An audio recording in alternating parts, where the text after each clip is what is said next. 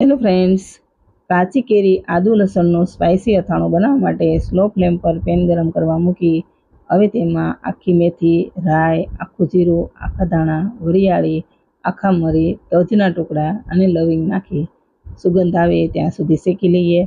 હવે તેને મિક્સર જારમાં લઈ ક્રશ કરી વાટકીમાં લઈ લઈએ। હવે મિક્સર જારમાં આદુ લસણ ક્રશ કરી લઈએ અને બાઉલમાં લઈ લઈએ।